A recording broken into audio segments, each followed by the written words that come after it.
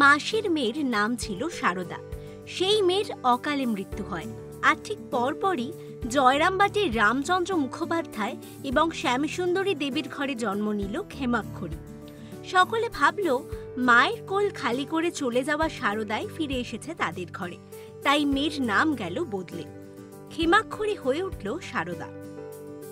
নিজের নাম বৃত্তান্তকে এভাবেই বলে গিয়েছিলেন তিনি, জগৎ জননী মা সারদা। 1853 সালের 22শে ডিসেম্বর, বাংলা হিসেবে 1260 সালের 8ই পৌষ তার জন্ম। শ্রীরামকৃষ্ণ তাকে অর্চনা করেছিলেন ষোড়শী রূপে। তিনি যেন সাক্ষাৎ প্রকৃতি।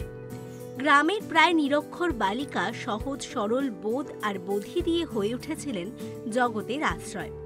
তিনি সার দান করেন, তিনিই সারদা। জয়রামবাটির সারদামণি আদর্শ মা হয়ে উঠেছিলেন, ছায়া দিয়েছিলেন অজস্র শিষ্যকে।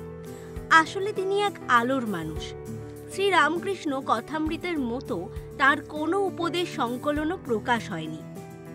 তিনি বাগ্মী ছিলেন, এমন দাবিও কেউ কখনো করেননি। কিন্তু অবগুণ্ঠিতা অন্তরালবর্তী হয়েও তিনি ছিলেন চালিকা শক্তি। প্রতিদিন অগণিত ভক্ত বাগবাজারে তার দর্শন, উপদেশ ও দীক্ষালাভের আশায় ভিড় জমাতেন। তার মাতৃসমা মূর্তি ও মাতৃসুলভ ব্যবহার সকলকে মানসিক শান্তি দিত। শ্রীরামকৃষ্ণদেবের প্রয়াণের পর তার লোকশিক্ষার ব্রত তুলে নিয়েছিলেন নিজের কাঁধে, কিন্তু সে পথ আলোকময় হয়ে উঠেছিল তার আপন আলোর দ্যুতিতে। স্নেহ, মমতা আর অপার ভালোবাসায় কাছে টেনেছেন মানুষকে। সহজ সরল আজপৌড়ে কথায় দিশা দেখিয়েছিলেন জটিল জীবনে, তাই তিনি সবার মা।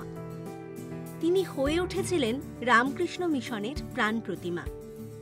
তার সহজ স্নেহের প্লাবনী ধারায় কলুষমুক্ত হয়েছিল বহু মানুষ। আজও তিনি তৃষ্ণার্ত বেদনার্ত মানুষের আশ্রয়। শ্রী শ্রী মা সারদা সংঘজননী মাতৃস্বরূপিণী পরমা প্রকৃতি।